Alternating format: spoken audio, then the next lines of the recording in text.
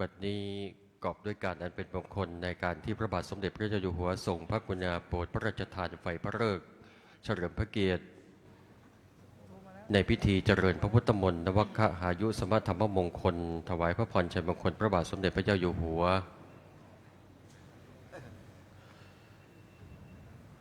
โอกาสนี้ขอเรียนเชิญท่านดร.สนธยากล่อมเปลี่ยนได้เปิดกรวยถวายราชสักการะเบื้องหน้าพระบรมฉายาลักษณ์พระบาทสมเด็จพระเจ้าอยู่หัวขอเรียนเชิญครับขอเชิญผู้ร่วมพิธีทุกท่านกรณาลุกขึ้นยืนถวายความเคารพพร้อมกับท่านผู้เป็นประธานในพิธีครับ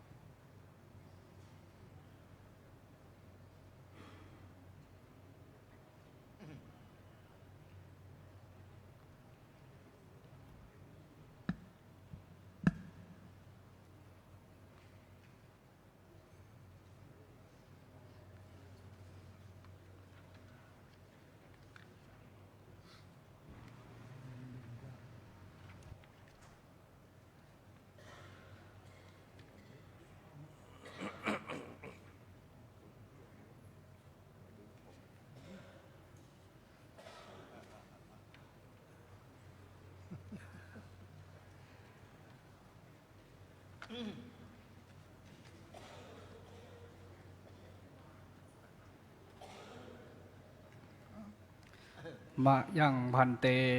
วิสุงรักขนัฏฐายะติสระเนนะสหปัญจศีลานิยาจามะทุติยัมปิมะยังพันเตวิสุงรักขนัฏฐายะติสระเนนะสหปัญจศีลานิยาจามะตติยัมปิมะยังพันเตวิสุงรักขนัฏฐายะติสระเนนะสหปัญจศีลานิยาจามะนะโมตัสสะภะคะวะโตอะระหะโตสัมมาสัมพุทธัสสะนะโมตัสสะภะคะวะโตอะระหะโตสัมมาสัมพุทธัสสะนะโมตัสสะภะคะวะโตอะระหะโตสัมมาสัมพุทธัสสะพุทธังสรณังคัจฉามิธัมมังสรณังคัจฉามิสังฆังสรณังคัจฉามิทุติยัมปิพุทธังสรณังคัจฉามิทุติยัมปิธัมมังสรณังคัจฉามิทุติยัมปิสังฆังสรณังคัจฉามิตติยัมปิพุทธังสรณังคัจฉามิตติยัมปิธัมมังสรณังคัจฉามิตติยัมปิสังฆังสรณังคัจฉามิปานาติปาตาเวระมณีสิกขาปะทัง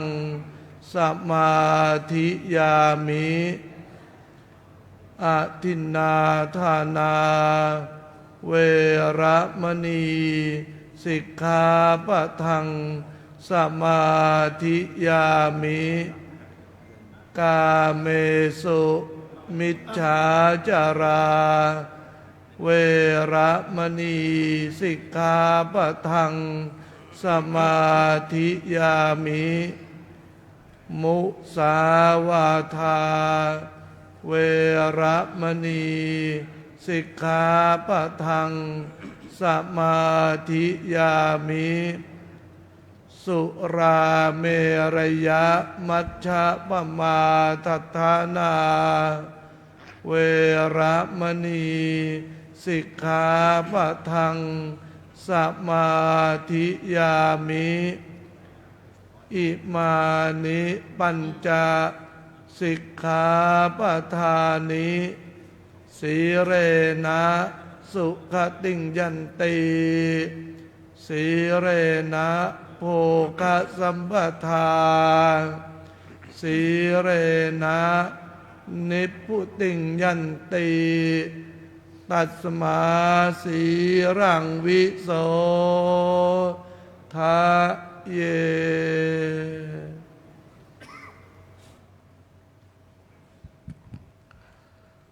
โอกาสนี้กล่าวกับผมขอกราบพระรัตนาหลวงพ่อเจ้าประคุณสมเด็จในเมตตา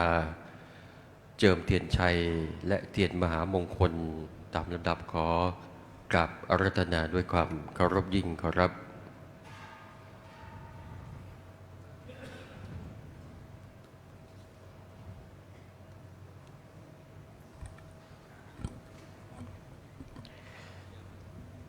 ท่านคุณประกอบลีนเปสนันเรียนเชิญพร้อมกับหลวงพ่อเจ้าประคุณสมเด็จครับท่านดรสนธยากล่อมเปลี่ยนครับเรียนเชิญครับ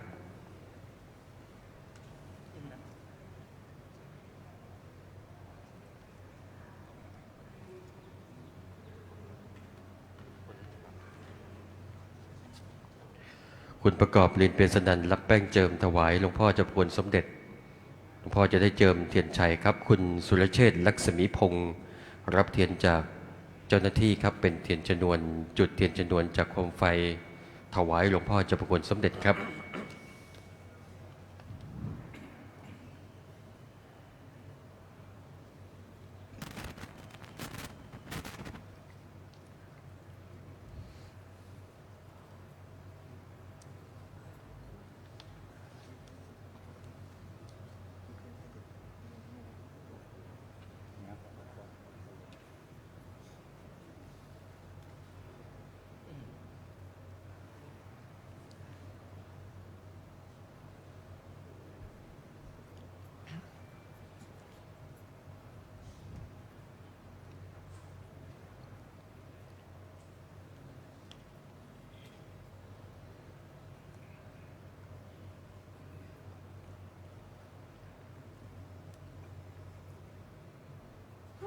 พุ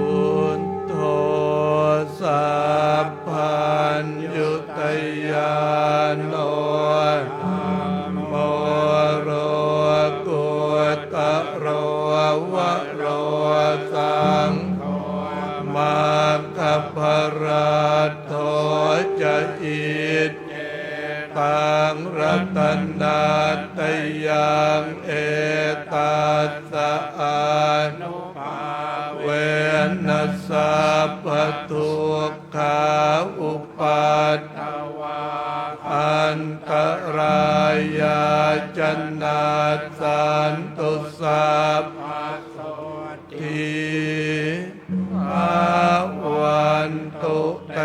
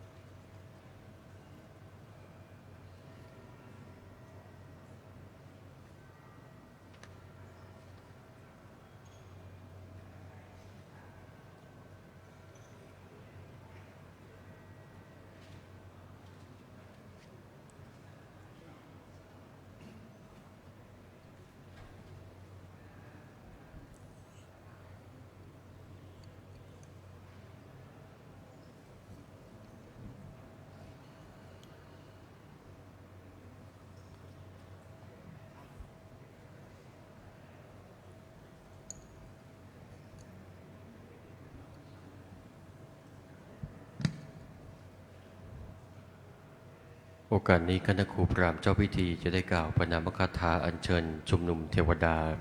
และกล่าวบูชาเทวดานุภเคราะห์ครับ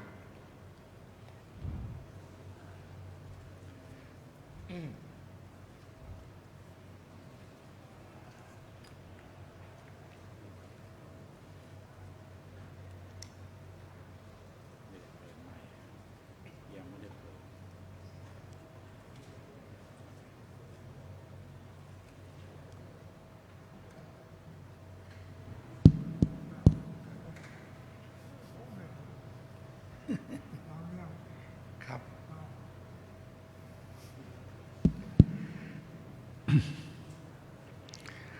นะโมตัสสะภะคะวะโตอะระหะโตสัมมาสัมพุทธัสสะ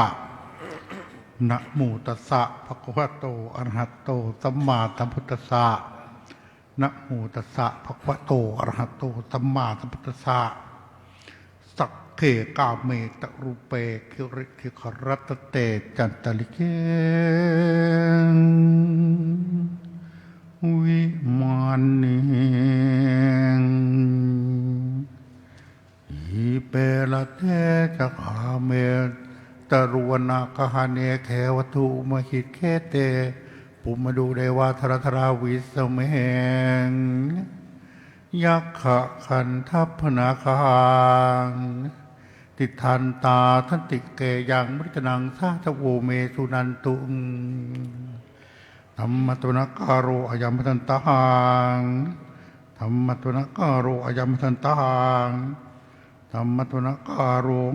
อายามพทันตัง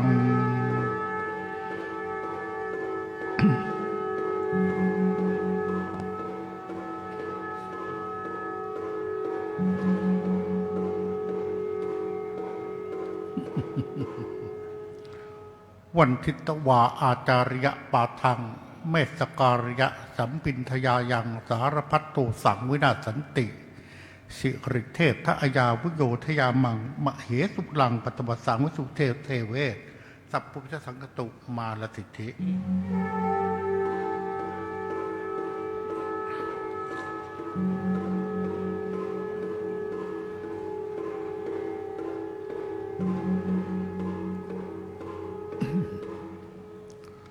โอมพระปูมธรณีกุงพาลีตังเปยะปริวรายะเอหิตถายะอาคัจตุปจตุสวาหายะนับมามิเสรสารนาโคปจังคโตเทหิเมสุกุสัพพสิสัพพทา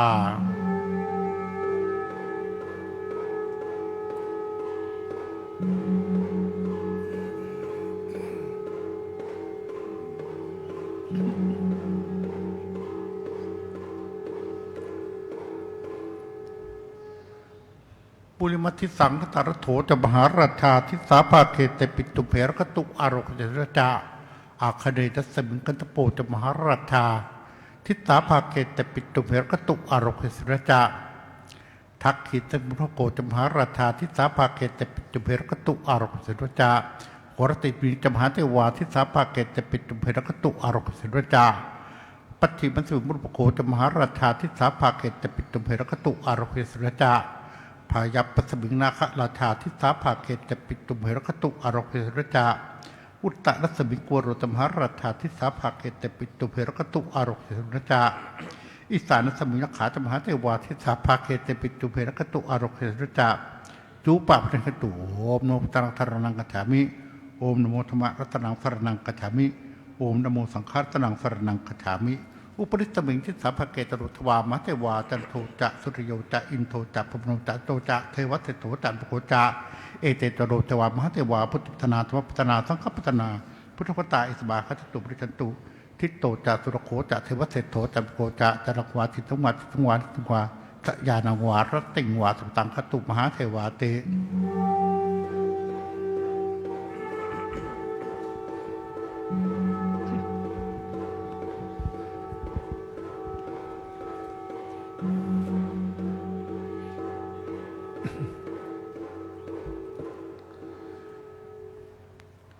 ข้าพเจ้าก็ยอกรมนุษย์ทศนักปนมนมพร้อมกายปฏิจิตประดิษฐ์เบญจางขประดิษฐ์ยุคนหัดสร้างทุรีกรบวรวิจิตกระพุมแทนโกซุ้มทูบเทียนมาตการชาติทุกคนทวิจิตบูชิตในบัวบานทิเรธนาถไตรภพข้อเคารพปริยัติธรรมสัพพะอัตตรจารย์ทิโนรสย่อมปรากฏสามสิ่งเป็นยอดยิ่งอดิเรกคุณอดุลวิจิตรภพข้อเคารพอมรมหิตอธิอีส่วนดำรงทรงอุสุภราชพาหนชำนนทิพยบัลลังก์หงอีกทำรงวยุรญาต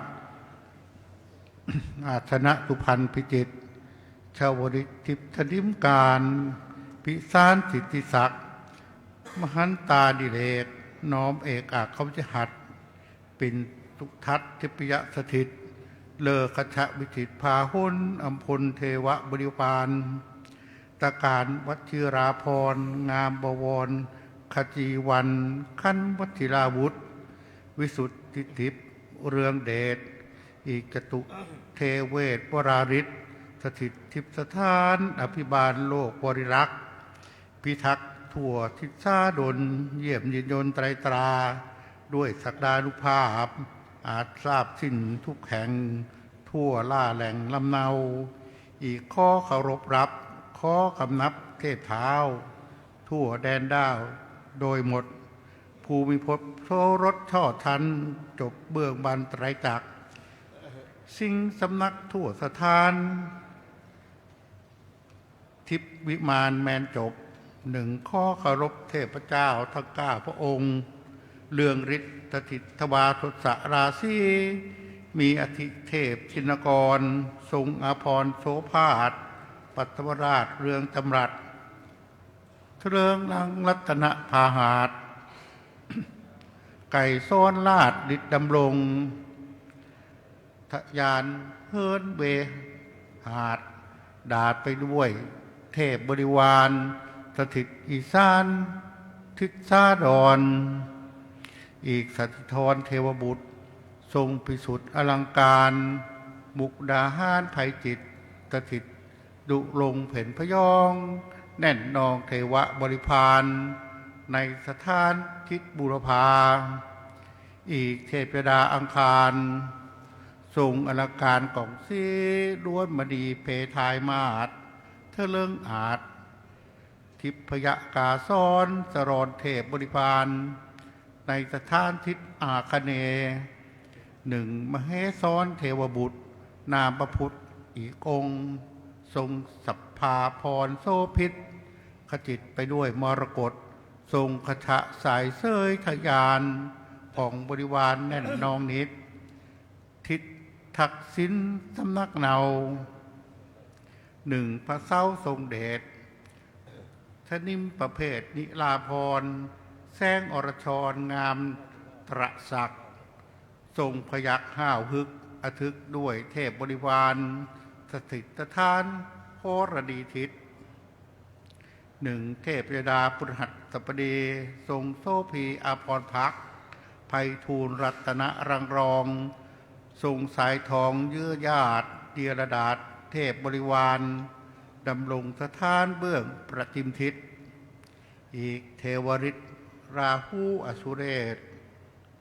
เรื่องมหิทธิเดชจบขจรพันกังซักพรอลังการเลอเมคาเป็นอาจยังคุทราชพาหุนโจดจนเทพบริพารล้วนห่าวห้านเห็นสง่าผิดกว่าเทพยดาทุกองค์ดำรงพายับสถานนามคานพระสุขเทเวศอภรณ์พิเศษมณีรัตน์ประภัยประพัดพรโอภาสทรงอุสุภราชรัตนอุรานบริพารล้วนเทเวศสถิตทิศอุดรอีกนามพระเกศเรืองฤทธิ์ยิ่งยงทรงวราพรภูสิทธิ์พิจิตรพันวันโลภาสอาธนวาสุกีมากมีเทพบริพารสถิตทานมัธยมภาคหลากเทวะสมยาดุจพรรณนามาแล้วไซได้พร้อมคณะอมรคันขออัญเชิญทุกองค์จงเสด็จด้วยทิพริราช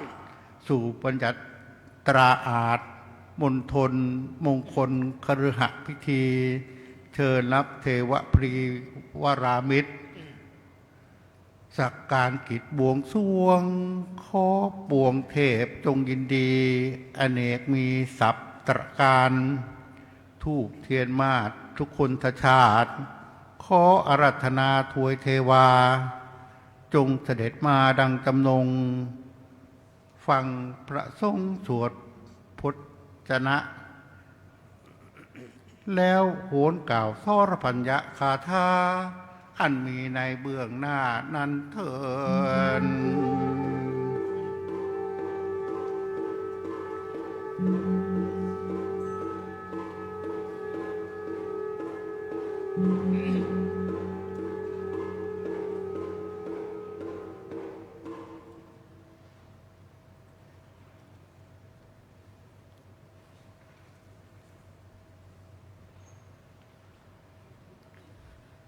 วิปติปฏิภาหายะสัพพสัมปติสิทธิยาสัพพะทุกขวินาศายะปริตังพรูทะมังคะลังวิปติปฏิภาหายะสัพพสัมปติสิทธิยาสัพพะพยะวินาศายะปริตังพรูทะมังคะลัง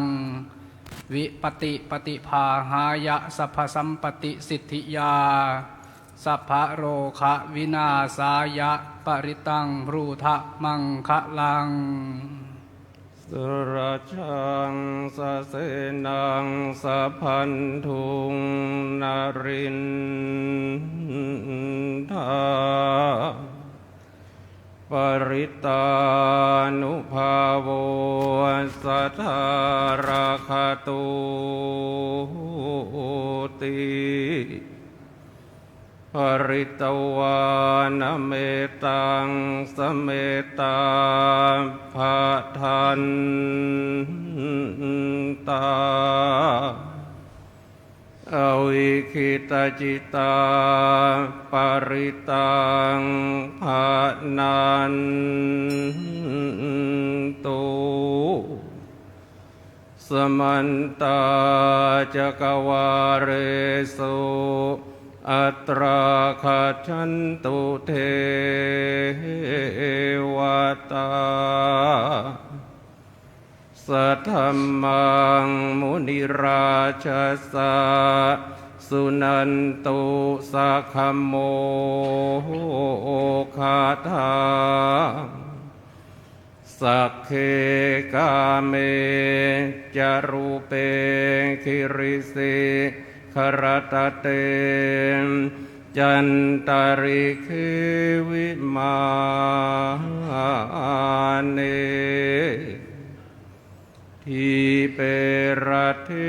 จคาเมตรุวนาคาเนเคหาวัตุมหิเคเตภูมิมาจยันตุเทวาชราธารวิสเมยะคะคันธพนาคาติทันตาสันติเกยังมุนิวรวจนังสัทธโวเมสุนันตุธรรมสวนกาโลอะยัมภาทันตาธรรมสวนกาโลอะยัมภาทันตา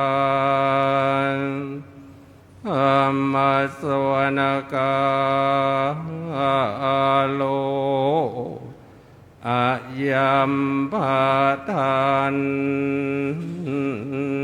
ตานะโมตัสสะภะคะวะโตสาธุชนทุกท่านเปิดหนังสือไปหน้าที่6ครับหน้าที่6นะครับสัมมา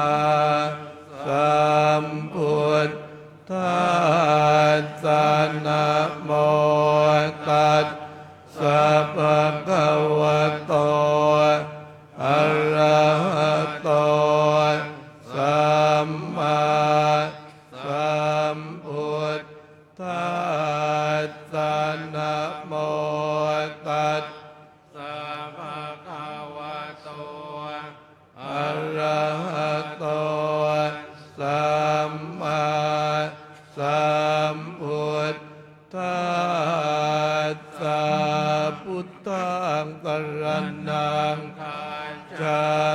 ธัมมังสรณังคัจฉามิสังฆังสรณังคัจฉามิทุติยมปิพุทธังสรณัง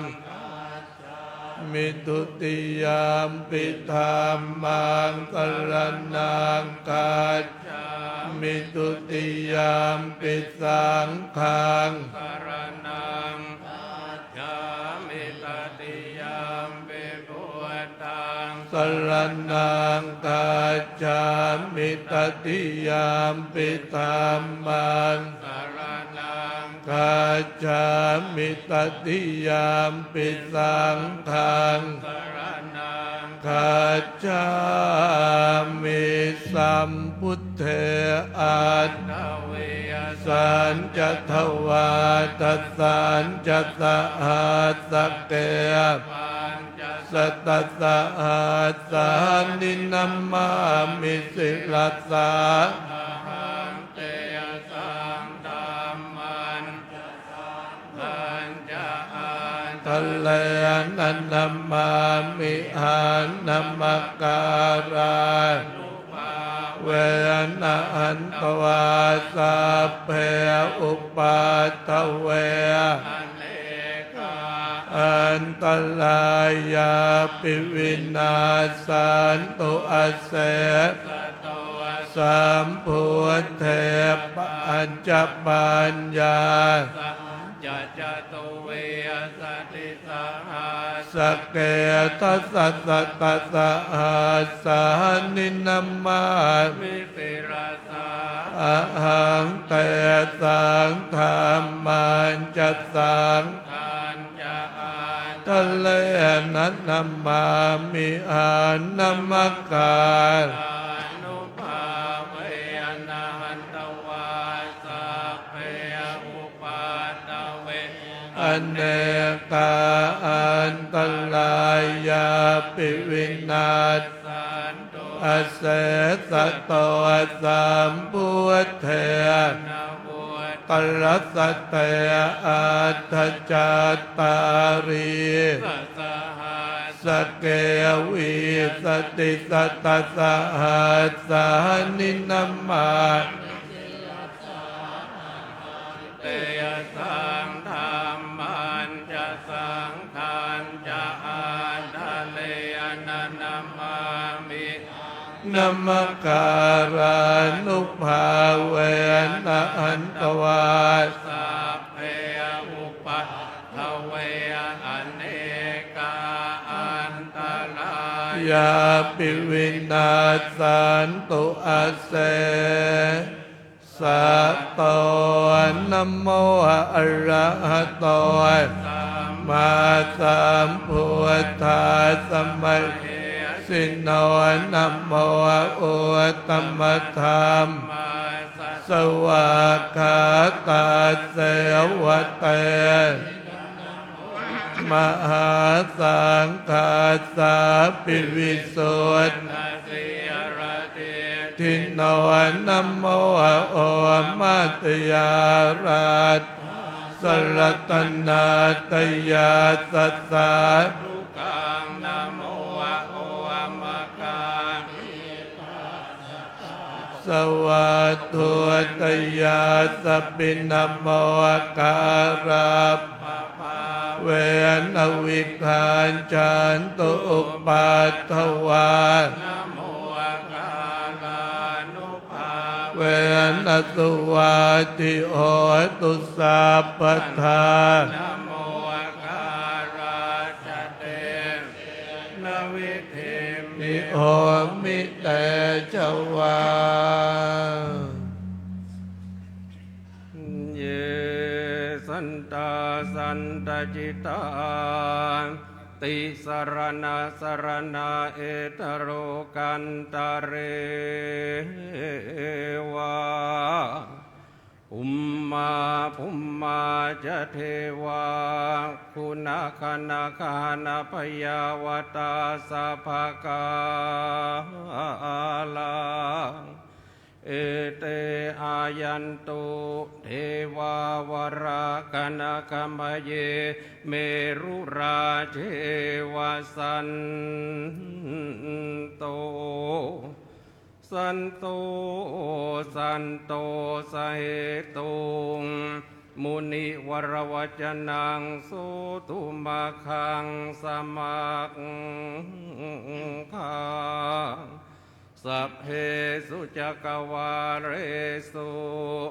ยะคาเทวาจะพรหมุโนยังอัมเหหิกตังพุญญังสัพพสัมปติสาทากาสัพเพตังอนุโมทิตวาสมคาสสเนรตาปมาทราหิตาหุนตุอาราคาสุวิเศ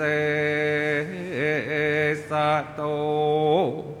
ศาสนัสสะจโรกัสสะวุธิภวตุสัพพะทานศาสนัมปิจโรกันจาเทวาราคันตุสัพพะทาสัทธิงโหนตุสุขีสัพเพปริวาเรหิอัต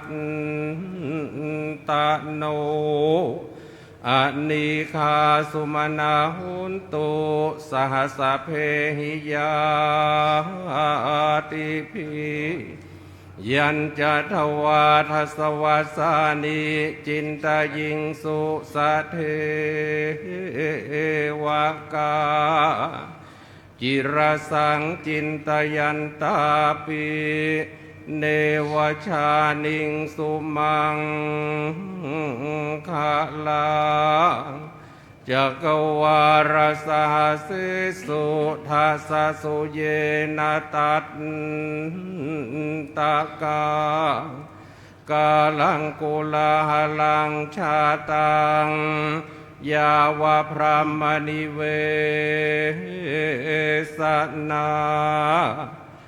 ยังโลกนาทุเทเสสิสัพพปาปวินาสนายังสุตวาสัพพทุเคหิมุจจันตาสังขิยานาราเอวมาทิคุณูเปตังมังคารันตามภานามาเหเอวัมเมสุตังเอกังตัมมยังภควาวาติยังวิหรติตวันเนอนาถปินทิกาสอารามเมอัญญตราเทวตาอภิกันตายราติยาอภิกันตวันนาเกวรกาปังตวันนางโอภาเสตวายเยนะภวันเตนุปสังกัมมิอุปสังกัมมิตวาภวันตังอภิวาเทตวาเอกัมมันตังอัตสิเอกัมมันตังทิตาโคสาเทวตาภวันหาทายาจัพพาสิพะหูเทวามโนสายมังคลานิอจินตยุงอากังกัมมาโสธานังโปรหิมังกลมดมังเสวนาจะพารานังปันทิตานันจะเสวนาปุ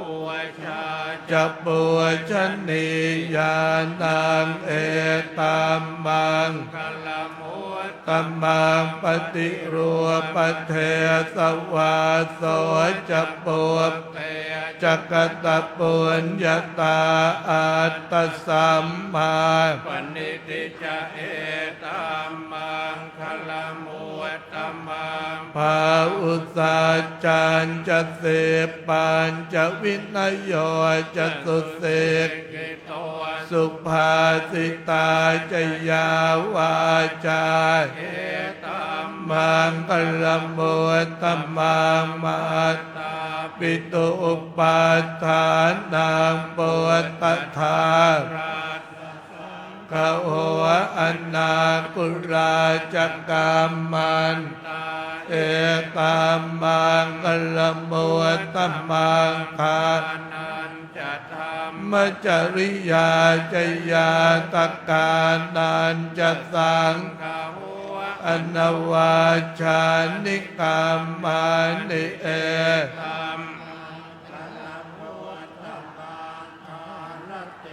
วิลติยปาปา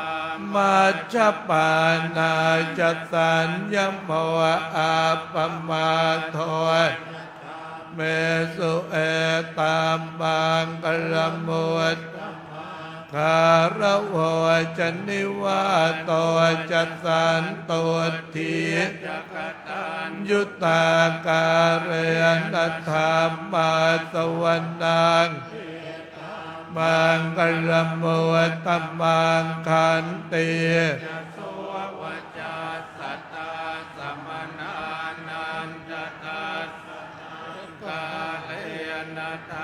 มัสสากาชาเอตัมมังคลมุตตมังตะโปจะพามมัจจริยานจานัทธาสนานิพพานัสสาชิกิริยาตัมมังคลมุตตมังพุทธัสกธรรมเม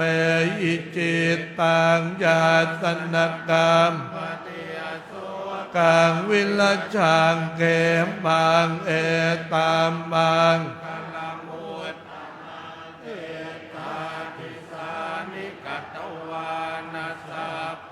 ธรรมปราชิตาสัพพะตโสทิงแต่สังมังกลมุตตมันติขอเรียนเชิญท่านพลเอกประวิตรวงษ์สุวรรณจุดเทียนที่ขันน้ำมนต์และจุดเทียนมงคลประจำวันอาทิตย์ครับนาสังวิตาระคังมหาสตังวันเน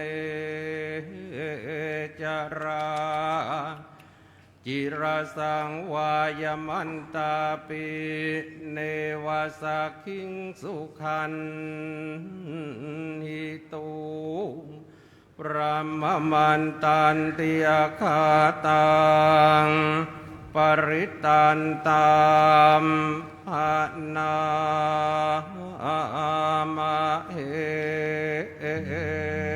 เทตยานจากภูมาเอกลาจาอเลสวรรณปัทวีปภาโสตังตานธรรมันอริสวรรณังปัทวีปภาสังจักขุตาวิหะเรปุติวัสสังเยพรามเวตกุสาปธรรมเมเตเมนัมโมจมังปารยันตุนัมมัตพุทธานังนัมมาตุโพธิญาณโมสาธุชนที่เกิดวันอาทิตย์นะครับก็จุดเทียนตามกำลังวัน6ที่ด้านล่างได้เลยครับปริตังกัตตวาโมโรสนาอเปตยานจากคุมาเอกจาริสวรรณโนปัทวีปโสตังตังนัมมาสามิอริสเท ยาจักขุตาวิหะเรมุราติงมนาเวตกุสาปธรรมเม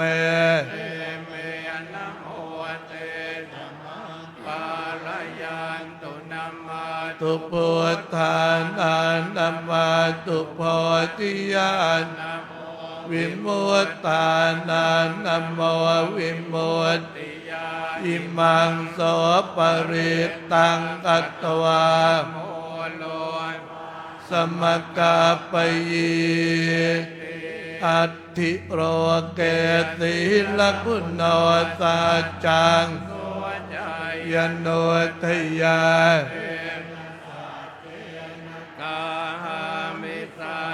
กิริยมนุตตรังอาวาจิตวาธรรมปรังกลิตวาชินเน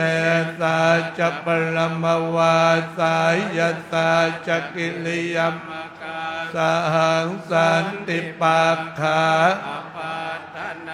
สันติปัฏฐาอวัญจนามาตาอันตาญาตเวทปฏิกรรมสหัสสะเจกเตยมัยมหาปัจจลิตวสิกีวาเจติโสรัสกเร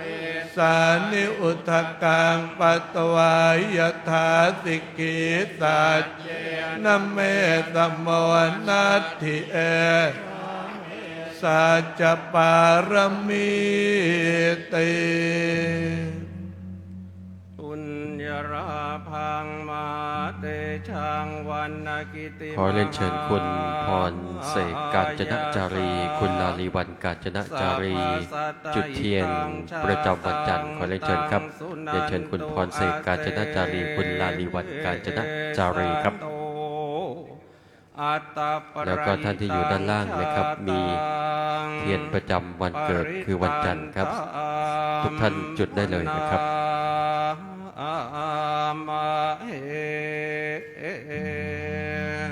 ยันทุนนิมิตตังอวมังกัลลัญจโยจาปวัตกุณาสัสสะโตปาปะกะโหตุต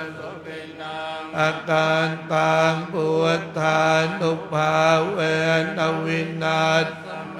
ตุยานทวนนิมิตตังอวมังจโย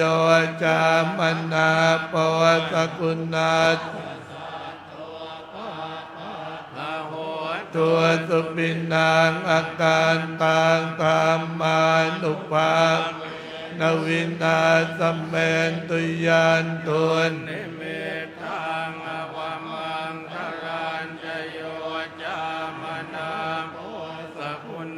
สัสสะโทปาปะกะโหตุสุปินังสังฆานุภาเวนวินาสเมนยัสสานุภาวะโตยะคาเนวัฏเสนติพิงสนัง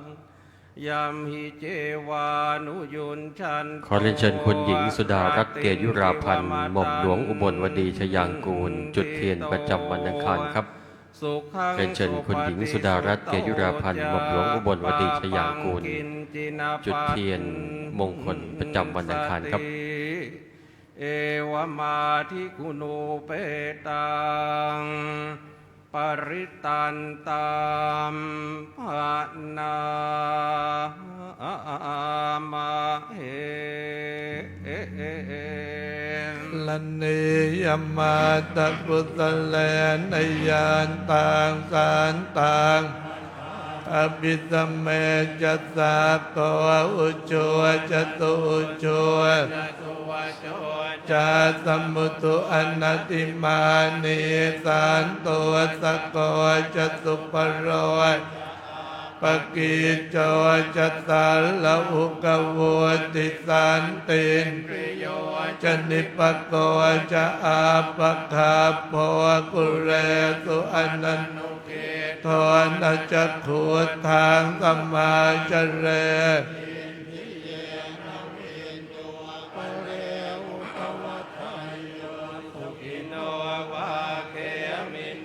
โหนตุสัพเพสัตตาภวันตุสุขิตาเกจิปานภูตาติตัสสาวาอิกาวาเยมหันตาวามัจจิมาราสกาอนุกตุราจิตาเยจะอติตาเยจะทัวเรเตียวิทัวเรปุตาวาสัมภเวสีวาเอสัตตาภวันตุสุขิตาตาเยปรานิโกเปตนาติมันเยตตินาเกณจิปยาโรสนาสัญญานัญญมัญญาสตัวกเมชัยยมาตายทานิยังปุตตังอายุสาเอกปุตตมนุรักเอวัมปิสาปภูเตสุมาภาวะเยอปริมาณังเมตตันปโลกัสมิงมานะสัมภาวะเยอปริมาณังอุทานอโทจะสัมปาทังอเวรังอสปาตังเดทันจรังดิสินโนวาจยาโนวายาวตาโทเอตังสติงอติไทยปัมมะเมตังวิหารังอิตมาอุติตินจะอนุปคัมมสิรวาทัสเนนะสัมปันโนกาเมยะเกทานไอชาตุขาปัสสยังปุณเรติเต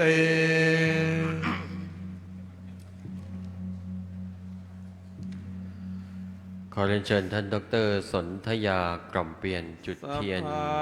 ที่เครื่องบูชาเทวดาประจำวันเกิดและคุณเยาวมานวัชระฤาษีจุดเทียนที่บาทน้ำมนต์ครับยานาสิติวิสังโฆรังเสสัญจาปิปริตสยังอานาเขตามิสัพพทาสัพพทาสัพพปานินา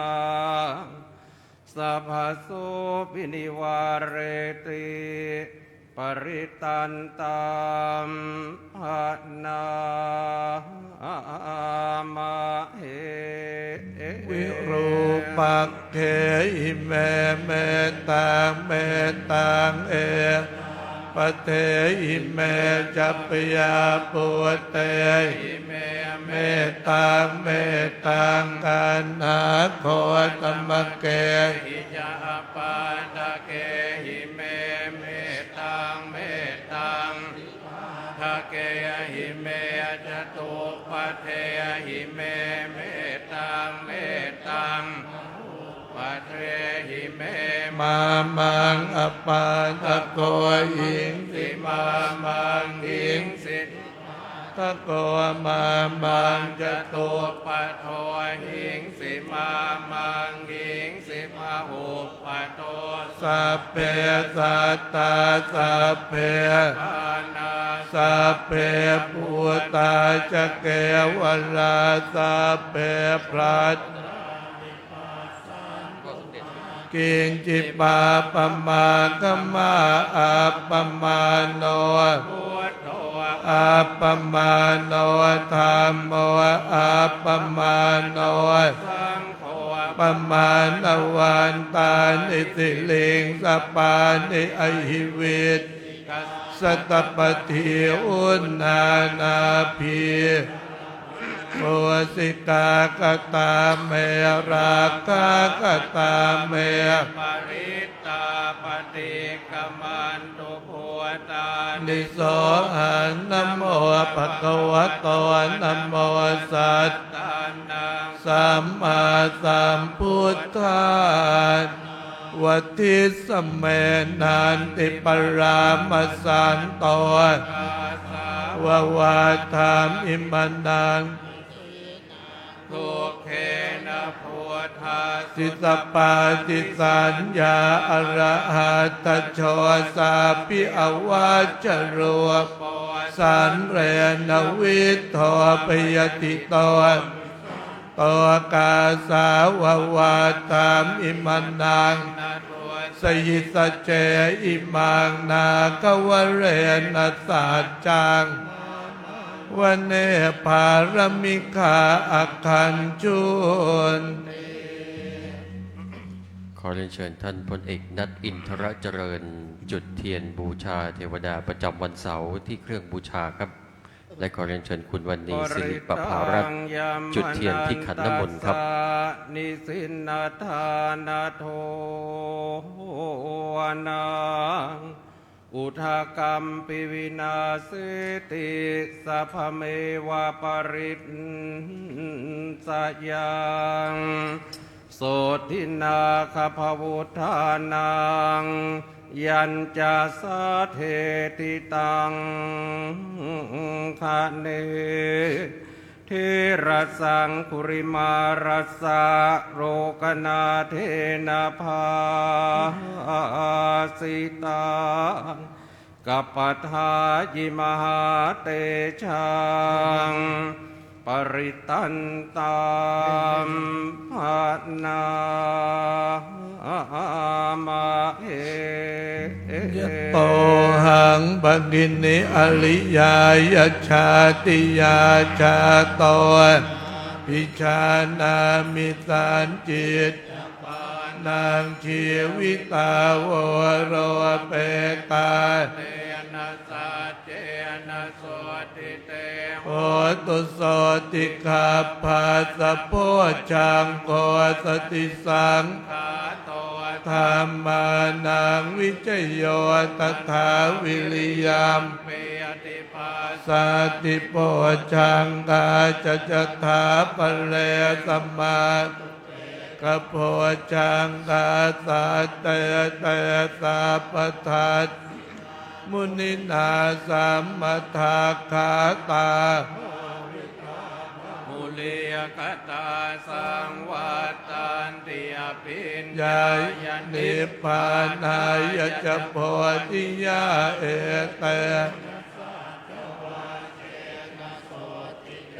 โหตุสัพพทา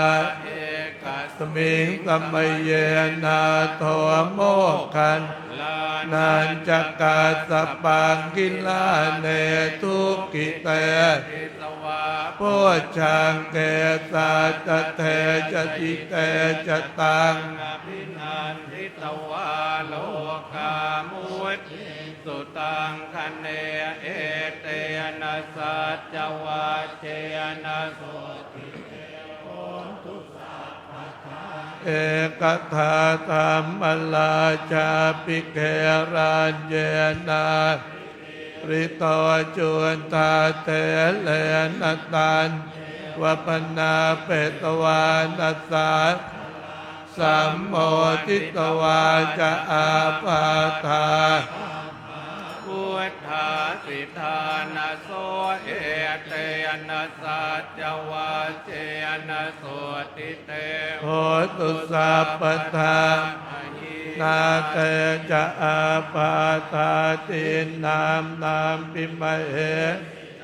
มัคคาอัตติเล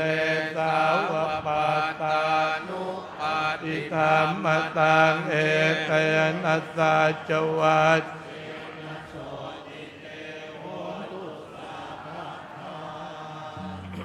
ขอเรียนเชิญคุณสุรเชษฐ์ลักษมีพงษ์จุดเทียนบูชาเทวดาประจำวันพฤหัสบดีพันตำรวจโทกฤษณะหิรันเตชะจุดเทียนที่ขันน้ำมนต์ครับ สนิทานโต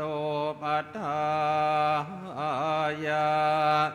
ตถาคตัสสะทัสสะปรมิโยทัสสะอุปปารมิโยทัสสะปรมัตถปารมิโยติสมติงสัปรมิโยปุเรตวาปัญจมหาปริจาเคติสโสจริยาปัจฉิมภเวคภาวกันติงชาติงอภินิคมนังปัฏฐานจริยังโพธิปันลังเกมารวิชยังสัพพัญญุตยานปฏิเว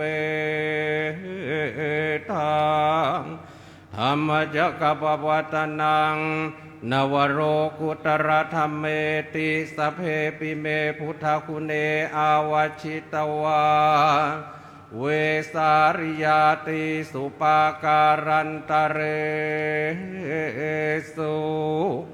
ติยามรติงปริตังกรณโตยสมะอนันทเทโร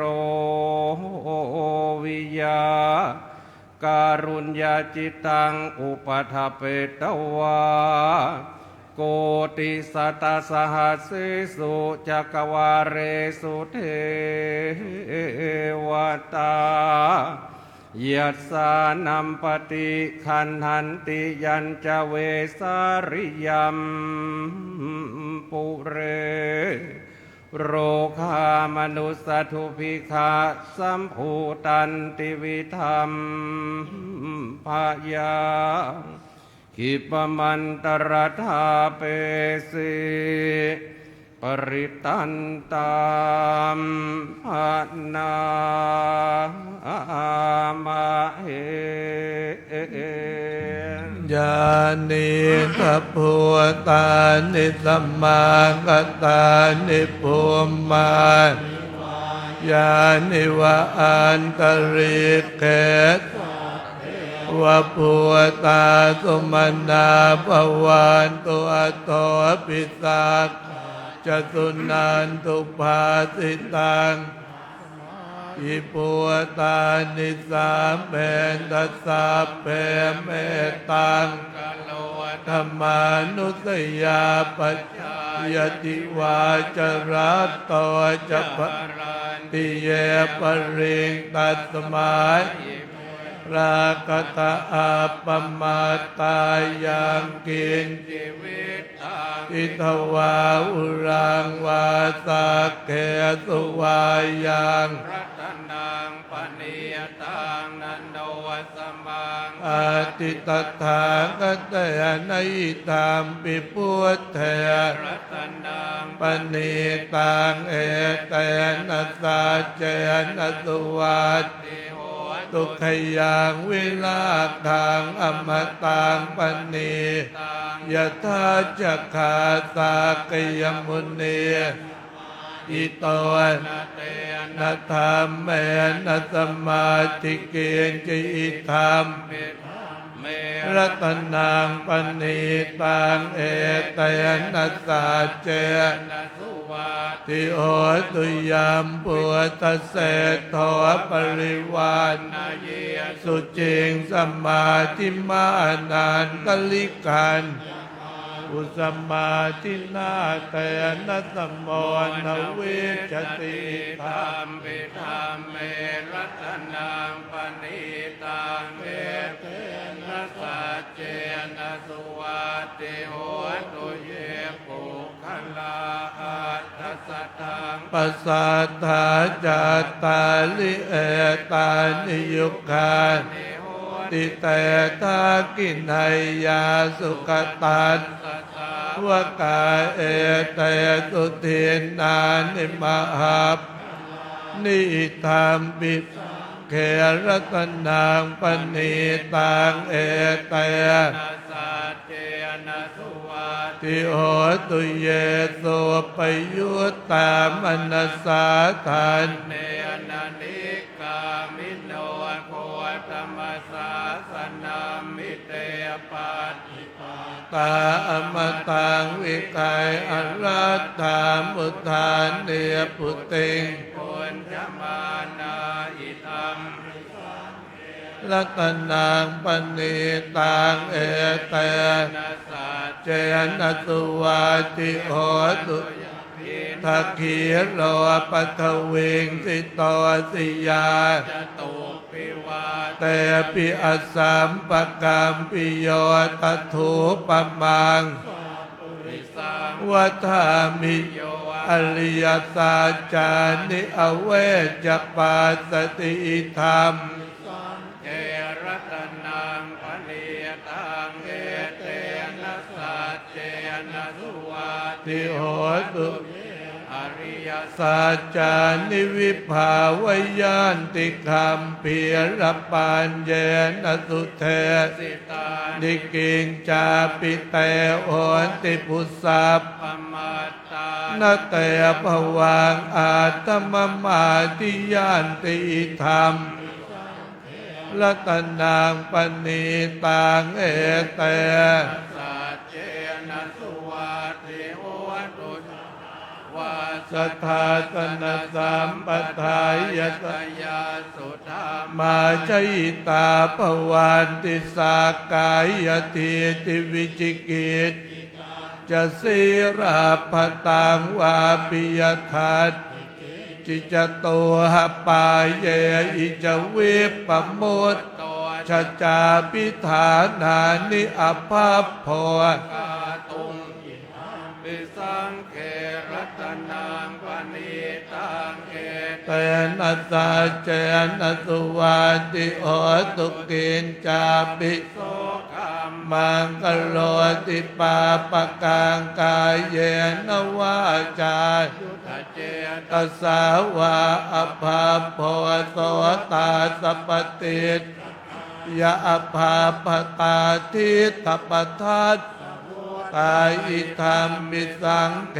รัตนังปณิตังเอเตนะสัจเจนะสุวัติโหตุวันนาปะคุมเพยพุติสังเกกิมหานัมมาเสสมิงกิมเพตถุปมังอเทสินาคามิงปรมังอิตายะอิตังปิพุทเถรัตนังปณิตังเอเตนะสัจเจนะสุวัติโหตุวโรวรัญญูวรโทวราอโรอนุตโลธรรมวรังอเทติเทรัตนังปณิตังเอเตนะสัจเจนะสุวัติโหตุกีนังปุรานังนวังนัดวิรัตจิตตายติแกปวัตเมงแต่อวิโรนิจันตานิพพันติเทียรายปฏิโพอิธรรมิสังเขรัตนังปณิตังเอเตนะสัจเจนะสุวัติโหตุญาณิตาภูตานิสัมมาคตานิภูมมาญาณิวะอันตริเกตถาคตังเทวมนุสสะปุจิตังพุทธังนัมมาสามสุวัตตุญาณิตาภูตานิสัมมาคตานิภูมมานิวายาณิวะอันตริคตังเทวมนุสสะปุจิตังธัมมังนัมมาทิโหตุญาณิตาภูตานิภูมมานิวายานิวะอันตริเขตถาคตังเทวมนุสสะปุจิตังสังฆังนัมมาสามสุวัติโหตุ โอกาสนี้หลวงพ่อเจ้าพระคุณสมเด็จแต่เมตตาจุดเทียนสำหรับเทวดาประจำราหูจำนวน 12 เล่มอธิษฐานจิตถวายพระพรชัยมงคลแด่พระบาทสมเด็จพระเจ้าอยู่หัวและขอเรียนเชิญพันเอกเปรมินทร์ราชฤทธิ์บริรักษ์ จุดเทียนที่เครื่องบูชา และจุดเทียนที่ขันน้ำมนต์ครับ อมนุเสหิจันเทหิ ท่านพันเอกเปรมินทร์ราชฤทธิ์บริรักษ์จุดที่เครื่องบูชาและคุณบุญส่งน้อยโสพลจุดที่ขันน้ำมนต์ครับ รวมด้วยดร.ณัฐวัฒน์น้อยโสพลครับ3ท่านครับขอเรียนเชิญครับ ยันเทเสสิมหาวีโร ท่านพันเอกเปรมินทร์จุดที่เครื่องบูชาครับ ภานามาเอ วิปัสเส ครับ สน คุณบุญส่งน้อยโสพลดร.ณัฐวัฒน์น้อยโสพลครับ สติเลมโตสิกิตปะปุตานุกรรมปิโนเวสปุสนามาตุนาหาสัตตปาสิโนนามาตุกกุสันทัตละเสนาปมาติโนโกนาคมนาสนามาตุพรามนาสวุติมโตกาสปัสนามาตุเวปโมตาสสะปฏิอังกิรสัสสนามาตุสักยปุตตะสสิริยมโตโยยิมังธรรมมเทเสติสาปตุกาปโนทนังปิเนปุตตาโรเกยถาภูตังวิปัสสิสุงเตชนะอภิสุนามหันตาวิตัสสารทาอิตังวมโนสานังยังนามาสันติโกตมังวิชาจรณสัมปันนังมหันตังวิตัสสารทังนะโมเมตตาปพุทธานังอุปันนานังมเหสินังปันนังกโลมหาวิเมตังกโลมหายโตสรนังกโลโลกหิโตทิปังกโลจุติงกโลโกตัญโยยนะปาโมกขมังกโลปุริสาสะโพสุมโนทิโรเรวโตวัตโนโสภิโตคุณสัมปันโนอโนมัทสิสนุตตโมปทุมโมโลกปะโชโตนารโควลสาลติปทุมโมตโลสัตตสาโรสุเมโทอาปฏิโปกโลสุชาโตสัพพโลกาโคปิยธาสินลาสโพอัตถาสิการุณิโกธรรมธาสิตโมนุโทสิทาโทอัสโมโลเกเปตโสจวรทังวันโรปุตจวรโทปุตโทวิปัสสิจานุปโมสิกิสัพพิโตสัทธาเวสปุสุขทายโกกกุสันโทสัทธวาโหโกนาคมโนรนันจาโหกาสปโปสิลิสัมปันโนโคตโมสักขยปุงขวเอเตจันเยจัสสัมปุทธาอเนตโยสัพเพพุทธาอัสมะสัมมาพุทธามยิติกาสัพเพเปตาเวสารัชเชสัพเพเตปฏิชานันติอาสพันธานามุตตมังสีอนาทังนทันเตเตปริสาสุวิสารธาพัมมจากกังปวัตเตนโดยโลเกอาปฏิวัติยังอุเปตาพุทธธรรมเมหิอัฏฐาลตหินายกาทวัตติงสราคโนเปตส สิตยานุปยัญชนะตลาปยามัปปพายสุปภาสัพเพเตมุนิกุลจลาพุทธาสัพพัญญุโนเอเตสัพเพขีนาสวาจินามหาปภามหาเตชามหาปัญญามหาภลามหาการุณิกาธิราธินางสุขาวะหาทีปานาถาปฏิจตานาเรนาจปานินาคติพันธุมหาสาสาสลนาจหิเตสิโนสัทเทวตา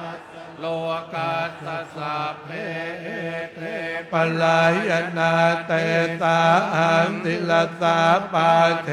วันธามิปุริสุทธะเมวัลสามนัสสาเจววันธาเมเตตถาคเตตยเนอาสเนธาเนขมเนจาปิอาสุเขนราคันติโพธาสันติกโรตุวังเตหิตวังรักขิโตสันโตมุตโตสัพพะเยนะจะสัพพะโรกวินิมุตโตสัพพสันตาปวาจิโตสัพพเวมติกันโตนิพจตุวังปวเตสังสัจเจนะสีเรนะคันติเมตตาปเรนะจะเตปิตุมเหขันตุอาโรกเยนะสุเขนะจะปุรติมัสมิงภาเกสันติภูตามหิติกาเตปิตุมเหอนุรักโลกเยนะสุเขนะจะทากินัสมิงติสาภาเกสันติเทวามหิติกาเตปิตุมเหอนุรักขันตุอาโรกเยนะสุเขนะจะปาจิมัสมิงติสาภาเกสันตินาคามหิติกาเตปิตุมเหอนุรักขันตุอาโรกเยนะสุเขนะจะโอตละสมิงติสาภาสันติยักขามหิติกาย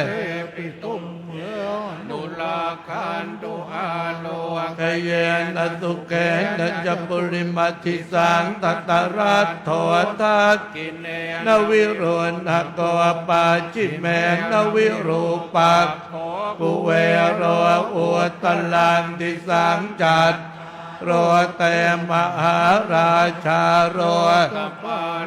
ยาสาสิโนเตปิตุมเหอนุรักขันตุอาโลกเยนะสุเขนะจะอากาสัทธาจะภุมมาตาเทวานาคามหิติกาเตปิตุมเหอนุรักขันตุอาโรนะสุเขนะจันนาทิเมสลนางอัญญังพุทโธเมสลนางวลังเอเตนะสัจวัตชยมังกลังนาทิเมสลนางอัญญังธัมโมเมสรนังวรังเอเตนะสัจวัตเจนะโหตุเตชยมังกลังนาทิเมสลนางอัญญังสังโฆเมสลนางวรังเอเตนะสัจวัตเจตุเตชยมังกลังสักกัตตวาพุทธโลเกเวทติวิเวตังพุทธุรัตนังพุทธัสมังนาติตัสมาโสเทียมวันตุเตยังคินจิรัตนังโลเกเวจติวิวิตังพุทธุรัตนังธรรมสมัง นาทิตัสมาโสติภวันตุเตจิรตนังโรเกเว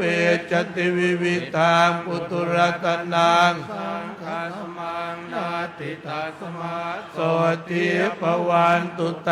สักกัตตวาปุตรัตนังโอสถังโอตมังวรังเทวมโนสานังปุตตเตนาสันตุปัตถวาสัพเพทุกขาสเมนตุเตสักกัตตวาธัมมรัตนังโอตมังวรังปริราโหมัสมานังธรรมเตเชนะโสตินานาสันตุปัตถวาสัพเพอุปสเมนตุเตสักกัตตวาครัตนังโอสตังโอตมังอิตะยังปาอุนัยยังสังกเตเชนะโสตนาสันตุปัตถวาสัพเพอุปสเมนตุเตสัพพิติโยวิวัชตุสัพพโลกโควินาศมาเทภวันตรายโยสุขิติกายุโกภวะอภิวาทเลสเนจังวุธาปจายโนจัตตารโอธรรมาวาตันติอายุวันโนสุขังภาลังเรียนเชิญคุณประกอบลินเปสนันจุดเทียนที่เครื่องบูชาเทวดาประจำวันศุกร์ครับและขอเรียนเชิญคุณเสรีเยาวะได้จุดเทียนที่ขันน้ำมนต์ตามลำดับขอเรียนเชิญครับยะสานุสรเนนาปิอันตริเคปิปานิโนปฏิธรรมธิคาชันติภูมิยังวิยาสัพพาทานสัพภูปัตวชาลัมหายาคโจราธิสัมภาวาขณานานาจมุตานังปริตันตามพันนามาเอวเมสุตังเอกังสัมมยังปะคะวาสาวัตถิยังวิหรติเชตวันเนอนาถปินทิกัสสหาราเมตตาตะโคปะคะวาภิกขุมันเตติภิกขโวติปทานเตติเตภิกขุปะคะวะโตปัสสะโสสุปะคะวาเอตัทโวภูตปุปพังภิกขเวเทวาสุรสังฆามโมสมุปาปยุระโหอโหสิอัตถโกภิกขเวสากโกเทวานมินโนเทเวตาวติงเสอามันเตติสเจมาริสาเทวานางสังฆามกตานางอุปัชชัยยปยังวาชัมปิตาตังวาโนมหังโสวามะเมวัตสมิงสมัยเยตจักขังอุลโลกัยยาธรรมมังอิวตจักขังอุลโลกัยตังยัมภเวสติปยังวาชัมปิตาตังวาโรมหังโสวาโสปหิเยสติโนเจเมตจักขังอุลโลกัยยาทะอัตถปชาปฏิสเทวรา ชาตตะชักขังอุลโลกัยยาตัปปชาปฏิสหิวเทวราชาตตะชักขังอุลโลกัยตังยัมปวิสติปยังวาชัมปิตาตังวาโลมหังโสวาโสปหิยิสติโนเจปัชชาปฏิสเทวราชาตตะชักขังอุลโลกัยยาพระอัฏฐปรุณาสเทวราชาตชักขังอุลโลกัยยาทวรุณาสหิวเทวราชาตชักขังอุลโลกัยตังยัมปวิสติพยังวาชัมปิตาตังวาโลมหังโสวาโสปหิยิสติโนเจวรุณาสเทวราชาตชักขังอุลโลกัยยาทะอัฏฐอิสานัสเทวราชาตชักขังอุลโลกัยยาทะอิสานัสหิวเทวราชาตชักขังอุลโลกัยตังภวิสติพยังวาชัมปิตาตังวาโลมหังโสวาโสปหิยิสติตังโคปนภิกขเวสักคัสสวาเทวานมินทัสสะชักขังอุลโลกัยตังปชาปฏิสวาเทวราชาตชักขังอุลโลกัยตังวรุณัสสวาเทวราชาตชักขังอุลโลกัยตังอีสานัสสวาเทวราชาตชักขังอุลโลกัยตังยัมปวิสติพยังวาชัมปิตาตังวาโลมหังโสวาโสปหิเยธาปิโนปิปหิเยทะตังกิสเหตุสักโกหิภิกขเวเทวานมินโตอวิตลาโคอวิตโทโสอวิตโมโหปิรุชัมปีอุตตราสีปรายิติอหันจะโคภิกขเวเอวังวัฏามิสเจตุมหากังภิกขเวรัญญกตานังวาลุกขมูลกตานังวาสุญญากาลกตานังวาอุปัชชัยปยังวาชัมปิตาตังวาโลมหังโสวามะเมวตัสมิงกัมมะเยอนุสสลยาอิติปิโสภะคะวาอะระหังสัมมาสัมพุทโธวิชชาจรณะสัมปันโนสุขโตโลกวิทูอนุตตโลปุริสธรรมรติสาตาเทวมโนสัตพุทโธภควาติมัมมังหิโวภิกขเว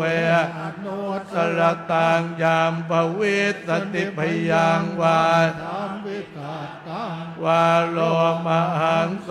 วาโสปหิยิสติโนเจมังอนุตตรยาทะอัตถธรรมอนุสสลยาทัสวากาโตภควตาธรรมโมสันติโกอากาลิโกเอหิปัสสิโกโหปัญญิโกปัจจตังเวทิตาภวินโยหิติธรรมังหิโวภิกขเวอนุสสรตังยัมภวิสติพยังวาชัมปิตาตังวาโลมหังโสวาโสปหิยิสติโนธรรมังอนุสสลยาทะอัตถสังฆังอนุสสลยาทะสุปฏิปันโนภควโตสาวกสังโฆอุสุปฏิปันโนภควโตสาวกสังโฆยปฏิปันโนภควโตสาวกสังโฆ สามีจิปฏิปันโนตัวสาวกสังโฆยติทางจัตตาลิปุริสยุคานิอัตตปุริสปุคลายเอสัพพะวะโตสาวกสังโฆอาหุนยโยปาหุนยทักขินายโยอัญจรีกรณีโยอนุตตลังปุญญาเขตังโลกัสสติสังฆังหิว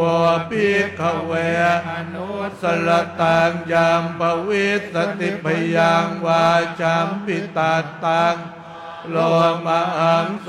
วาโสภะเยสติตังกิสเหตุตถาคโตอิภิกขเวอรหังสัมมาสัมพุทโธวิตลาโควิตโทโสวิตโมโหอภิรุอาจัมปีอนุตตลาสิอัปปรายติธัมโมโหจะปะคะวาอิทังวัตวานสุขโตอัฏฐาปลังเอตทโวจัสสัทธาอรัญเยรุกขมูเรวาสุญญาคาเรวะภิกขว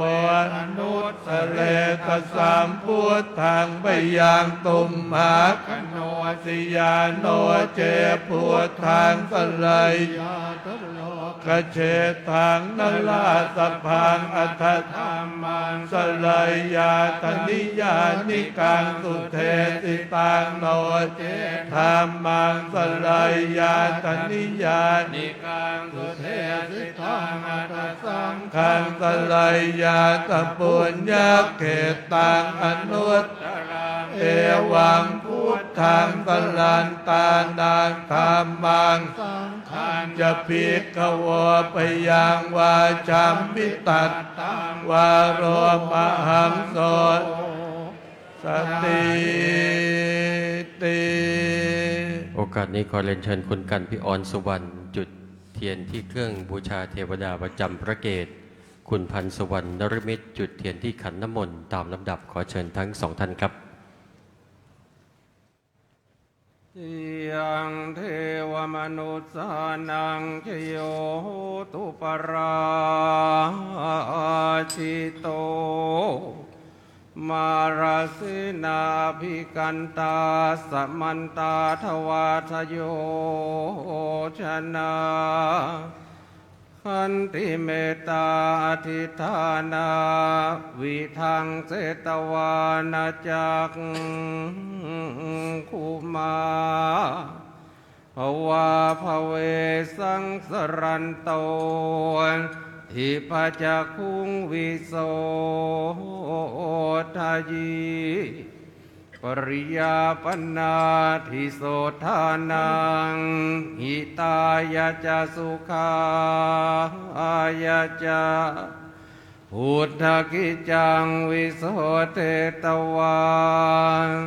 ปริตันตามปนา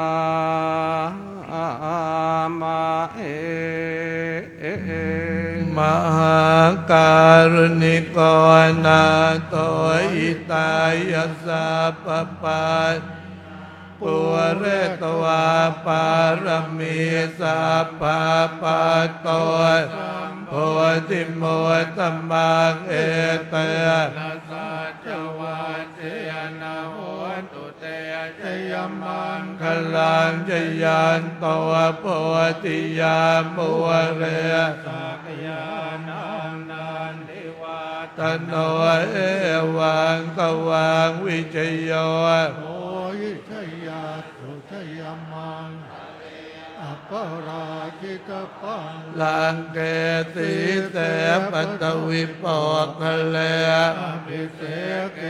สัมมาพุทธานังอาคาปัตโตปโมตติสุนาคัตสุมังกลังสุปาปาตังสุโหติตังสุกันโนสุโมโหโตจะสุเยตังกัมสิสุปา ทากินังกายกรร ม มัง วาจากรรมังปัฏฐากินัง ทากินังมโน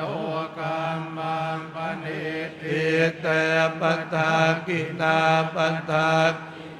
นิกัตตวานลปันตาเตปัฏฐากิเนโสอาทลาโต สุกิโต วิรุณโหปุตตสาสเน โร โคสุกิโตโหยสัพเพอิยาติปิตาทลาทาสุกิตาวิรุณหาพุทธ เลอโรคาสุกิตาโหหิสัสสะเปหิยาติปิเต อาทลาทาสุกิตาวิรุณหา พุทธศาสเนอโรคาสุกิตาโหทัสสหัสสะเพหิยาติปิ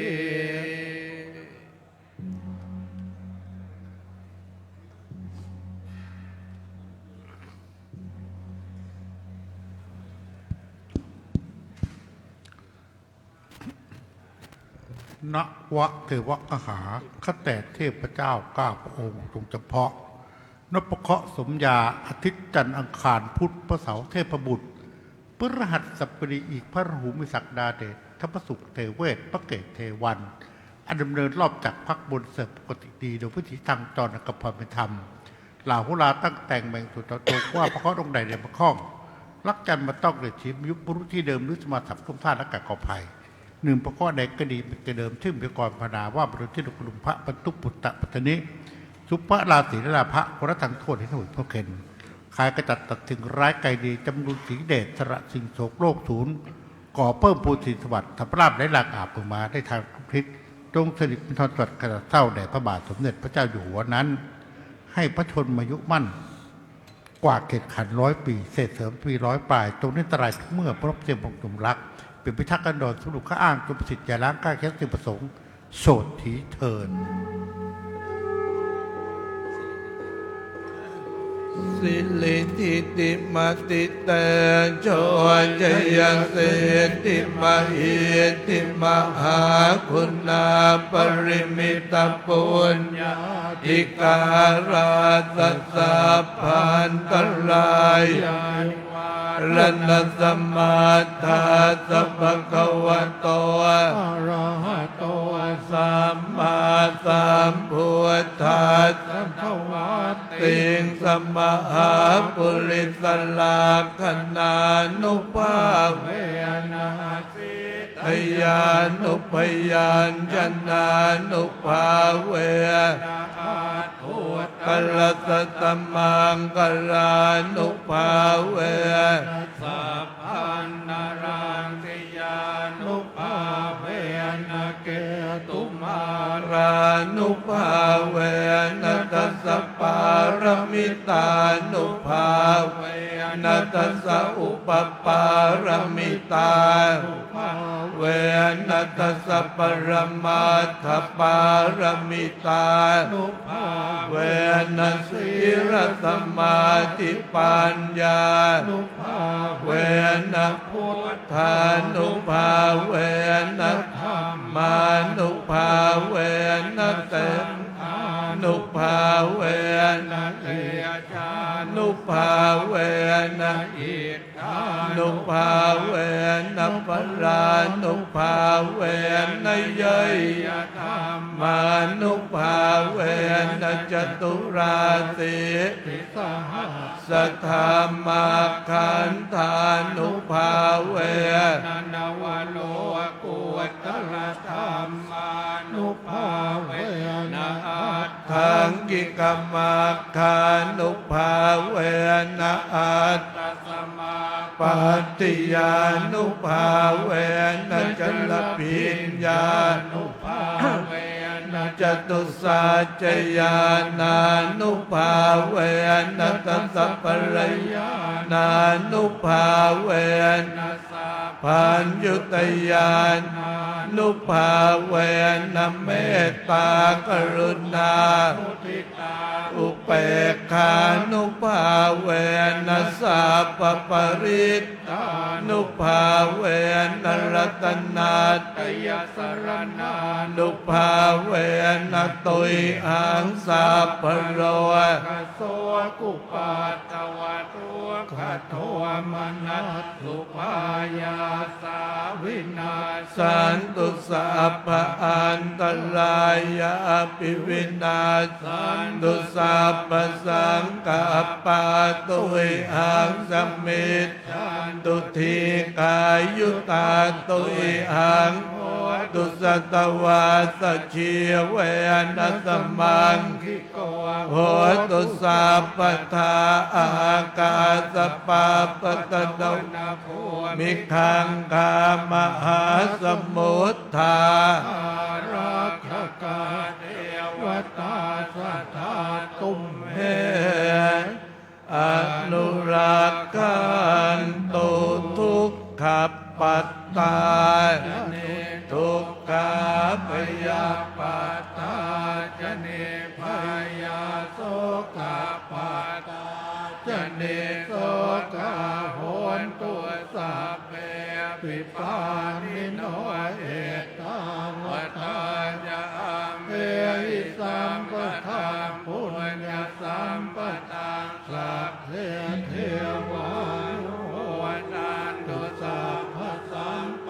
ติสิทธิยาทานังลาตันตุสัตตายาสีลังรักขันตุสัพพทาภาวนาวิรัตตาโหนทุกขาชันตุเท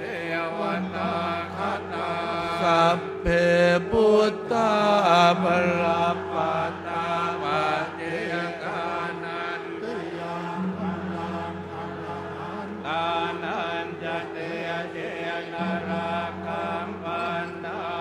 มิสัพพะโสภวตุสัพพมังคลังรักขันตุสัพพเทวตาสัพพพุทธานุภาเวนัสสทาโสติภวันตุเตภวันตุสัพพมังรักขันตุสัพพเท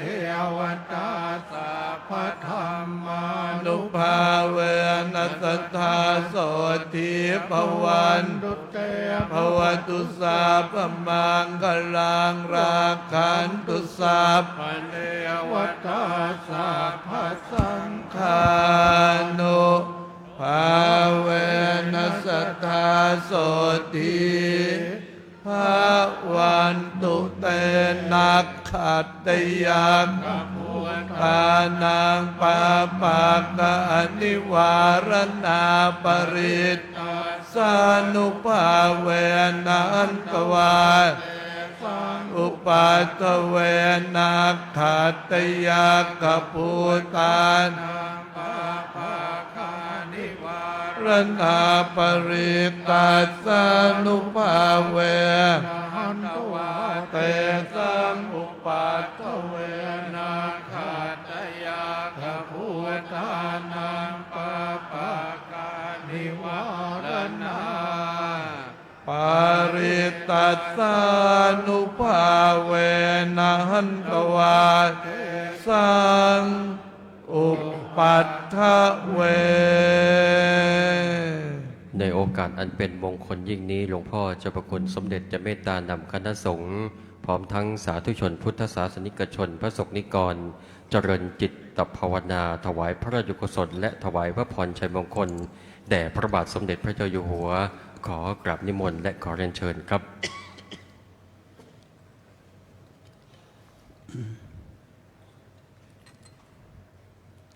วันนี้เป็นวัน ที่ทางดาราศาสตร์ได้ กำหนดไว้ให้ พวกเราทั้งหลายได้รับรู้ ดังที่สมเด็จพระสัมมาสัมพุทธเจ้าและปราชญ์ทั้งหลาย ได้กล่าวไว้ว่าศาสตร์ทุกศาสตร์ถ้าเรานำมาใช้เป็นก็จะก่อให้เกิดประโยชน์ แก่พวกเราผู้ใช้ได้เช่นเดียวกันในเรื่องดาราศาสตร์ซึ่งเป็นศาสตร์ที่โบราณได้เก็บสถิติเอาไว้วันนี้เป็นวันที่ทางดาราศาสตร์ได้กำหนดไว้ว่าดาวพระราหูซึ่งเป็นดาวสำคัญทางฝ่ายบาปเคราะห์ที่สถิตอยู่ในราศีมีน1 ปี 6 เดือนได้เคลื่อนย้ายจากราศีมีนมาสู่ราศีกุมตามปกติดาวประเคราะห์สุภเคราะห์ทั้งหมดจะเดินเวียนซ้ายแต่ราหูจะเดินจากราศีมีนมาสู่ราศีกุมเป็นขวาสวนทางกับดาวพฤหัสในวันนี้ทางประเทศไทยของเราจึงได้กำหนดให้มีการประกอบพิธีนวคหารยุสมธรรมก็คือการบำเพ็ญกุศลแผ่เมตตาให้แก่เทพยดาทุกๆพระองค์พระสงฆ์โดยได้เจริญพระพุทธมนต์ทั้งบทสวดประจำวันนพเคราะห์ครบบริบูรณ์จบลงแล้วก็ขออาราธนาท่านเทรานุเถระในมณฑลพิธีนี้และญาติโยมสาธุชนทุกท่านได้พร้อมใจกันสำรวมจิตอาราธนาคุณพระศรีรัตนตรัยและอำนาจแห่งพระราชกุศลและบุญกุศลทั้งมวลที่สถาบันพระมหากษัตริย์ทุกพระองค์ในอดีตจนถึงปัจจุบันได้ทรงปฏิบัติบำเพ็ญมาและเราพระสงฆ์นิกรทั้งหลายพวกเราทุกคนทุกท่านได้ตั้งใจปฏิบัติบำเพ็ญมาและได้มาร่วมกันประกอบพิธีในมณฑลพิธี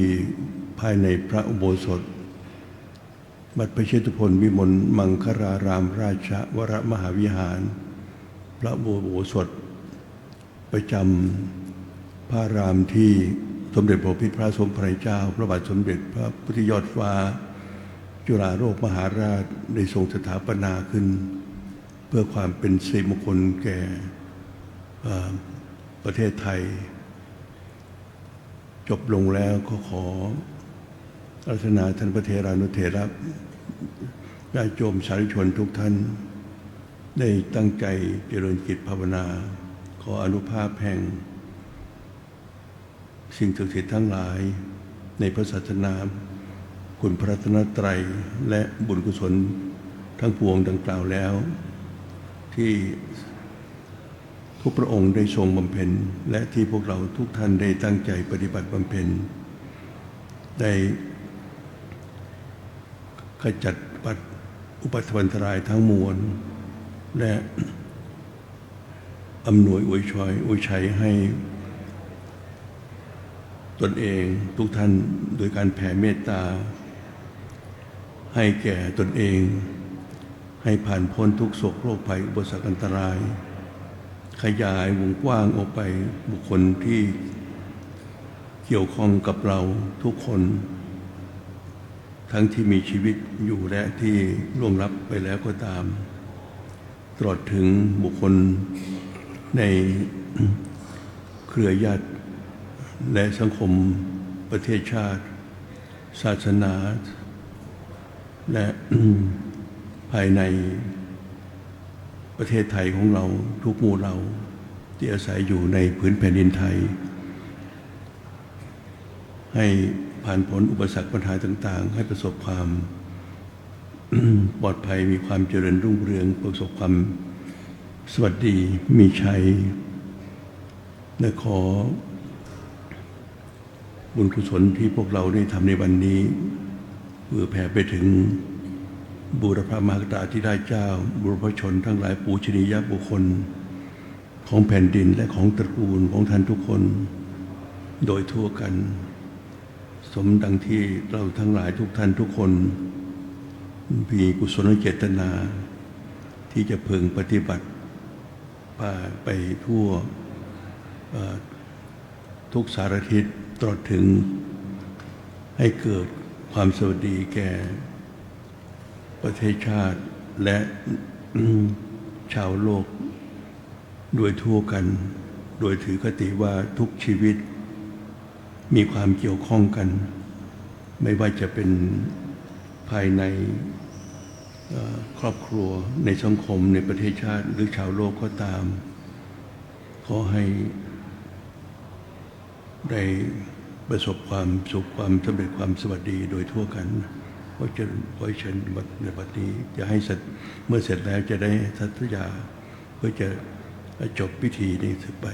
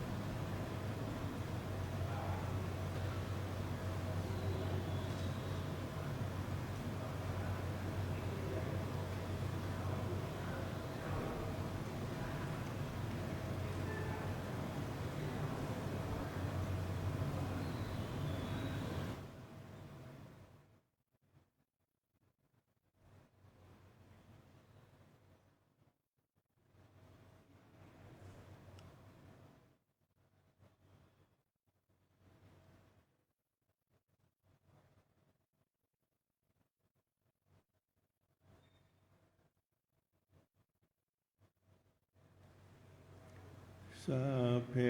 พุทธาภราปัตตาปัจเจกานันทยังพลังอรหันตานันจะเตเจนราคังพันธามิสัพพโสสาธุการนี้หลวงพ่อจะประกวดสมเด็จจะได้เมตตาประพรมน้ำพระพุทธมนต์ครับ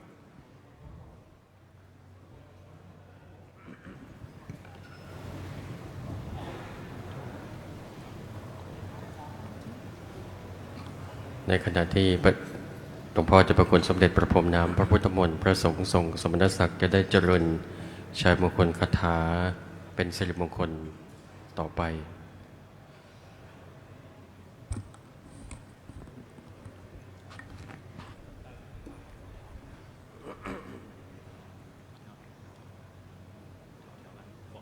ทิยันโตโพธิยามุเรสักยานันทิวัตโนเอวังวิจโยโหหิจยาสุจยมังอัปปราชิตปันลังเกติเส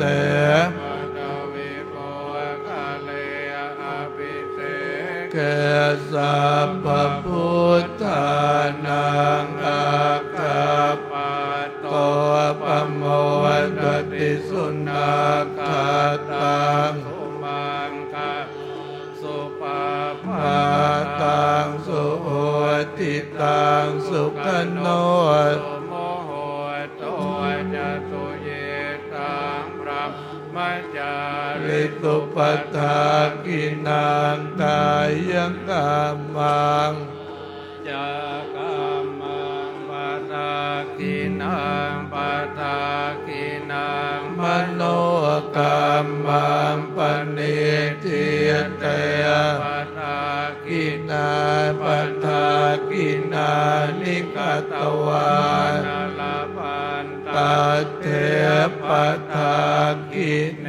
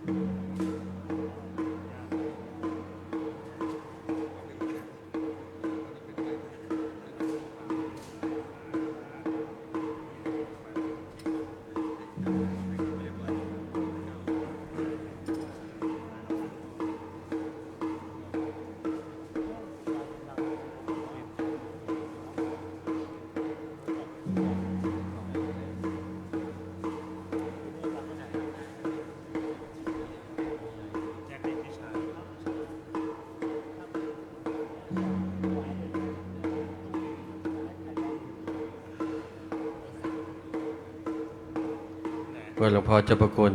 สมเด็จเมตตาประพรมน้ำพระพุทธมนต์แด่สาธุชนผู้ร่วมพิธี รวมถึงพระเดชพระคุณหลวงพ่อพระธรรมมงคลวชิโรภาสในขณะนี้ถือว่าเป็นสิริมงคลอย่างยิ่งรับน้ำพระพุทธมนต์จากหลวงพ่อเจ้าประคุณสมเด็จแล้ว ก็จะเป็นการถวายเครื่องจตุปัจจัยทายธรรม แล้วก็วันนี้ทุกท่านครับ หลังจากเสร็จพิธีการนะครับ ร้านเด่นซาลาเปานำขนมจีบซาลาเปามามอบให้กับท่านผู้ร่วมพิธีทุกท่านนะครับ หลังจากเสร็จพิธีการครับอีกสักครู่หนึ่งนะครับ จะได้รับน้ำพระพุทธมนต์โดยทั่วถึงกันน้ำพระพุทธมนต์นี้ครับขอเชิญทุกท่านนั่งอยู่ประจำที่ก่อนนะครับ นั่งประจำที่หลวงพ่อจะเดินไปเองครับทุกท่านนั่งที่เก้าอี้ได้เลยครับหลวงพ่อจะเมตตาประพรมน้ำพุทธมนต์ให้กับทุกท่านนะฮะน้ำพระพุทธมนต์นี้เป็นน้ำพระพุทธมนต์ที่ศักดิ์สิทธิ์เพราะว่าพระสงฆ์ทรงสมณศักดิ์12 รูปได้เสกได้สวดได้เสริมได้ใส่สัพพสิริมงคลลงไปในน้ำพระพุทธมนต์น้ำพระพุทธมนต์นี้เป็นน้ำพระพุทธมนต์จากการเจริญพระพุทธมนต์บทนพเคราะห์นะครับ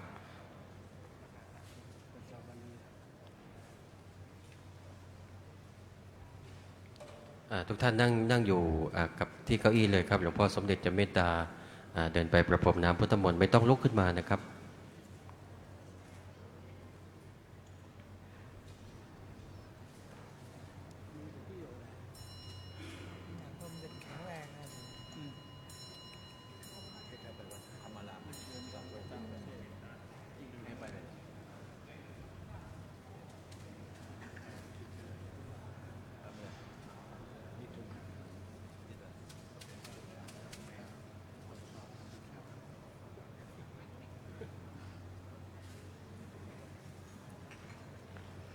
นี่เป็นเมตตาของหลวงพ่อเจ้าพระคุณสมเด็จครับน้ำมนต์นี่หมดขันเลยนะหมดเลยบางคนนี่ประพรมที่หัวด้วยประพรมที่มือด้วยบางคนนี่เอามือกอบเอาด้วย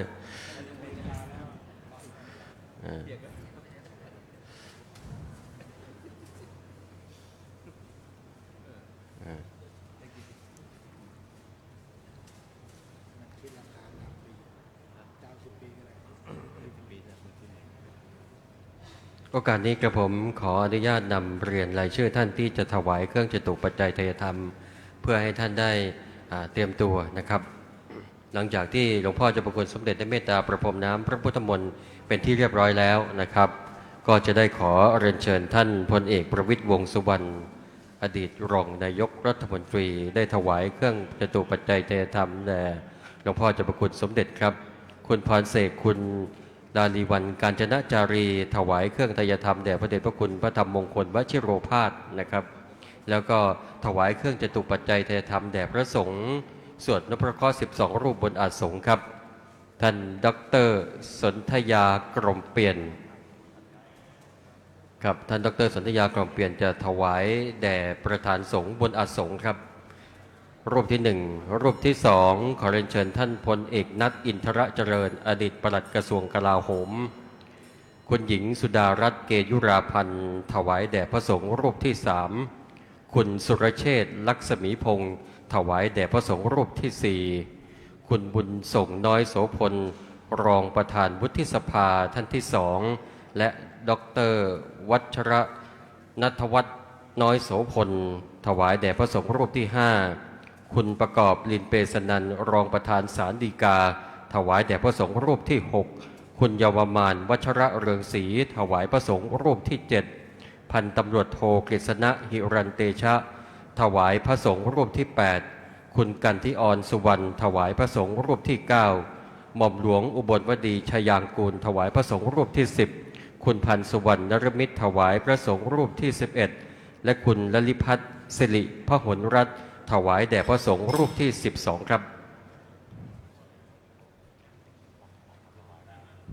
เจ้าหน้าที่ได้เชิญเครื่องจตุปัจจัยไตรยธรรมจำนวน2 ชุด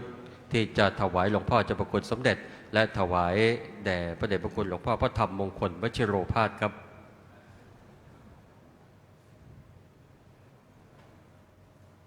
ในวันนี้เป็นพระมหากรุณาธิคุณพระบาทสมเด็จพระเจ้าอยู่หัวทรงพระกรุณาโปรดเกล้า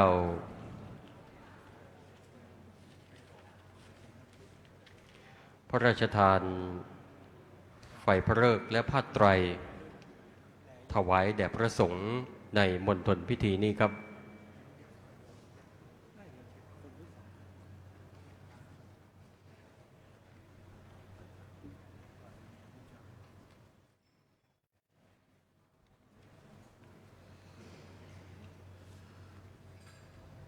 วันนี้มีทั้งพิธีพระหรือพิธีสงฆ์และก็พิธีพราหมณ์พิธีพราหมณ์ที่ประกอบพิธีให้ความเรียบร้อยสมบูรณ์ศักดิ์สิทธิ์นั้นผู้ที่นำประกอบพิธีก็คือท่านพระครูราชมุนีคีสนพันธ์รังสิพรามนกุลท่านเป็นพระครูพราหมณ์เทวสถานเสาชิงช้าครับได้นำประกอบพิธีพราหมณ์ในส่วนเบื้องต้น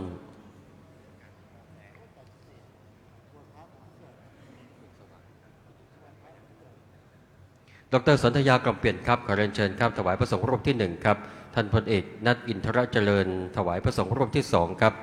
คุณสว่างจิตเราหะไทยถวายพระสงฆ์รูปที่3ครับคุณสุรเชษฐ์ลักษมีพงศ์ถวายพระสงฆ์รูปที่4คุณบุญส่งน้อยโสพลดร.ณัฐวัฒน์น้อยโสพลถวายพระสงฆ์รูปที่5ครับคุณประกอบลินเปสนันครับถวายพระสงฆ์รูปที่6ครับคุณเยาวมานวัชระเรืองศรีถวายรูปที่7ครับพันตำรวจโทกฤษณะหิรันเดชะถวายรูปที่8คุณกันทิออนสุวรรณถวายรูปที่9หม่อมหลวงอุบลวดีทยางกูลถวายรูปที่10คุณพันสุวรรณนรมิตรถวายรูปที่11คุณลลิพัฒน์สิริพหลรัตน์ถวายรูปที่12ขอเรียนเชิญทั้ง12ท่านครับ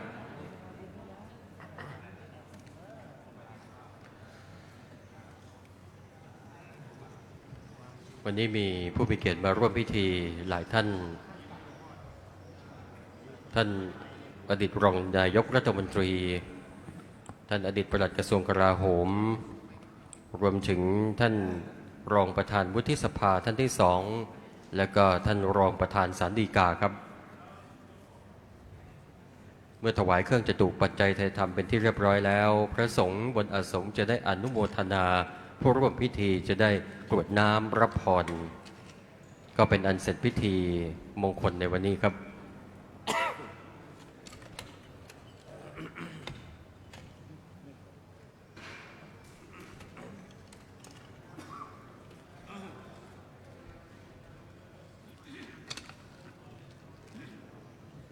ยะถา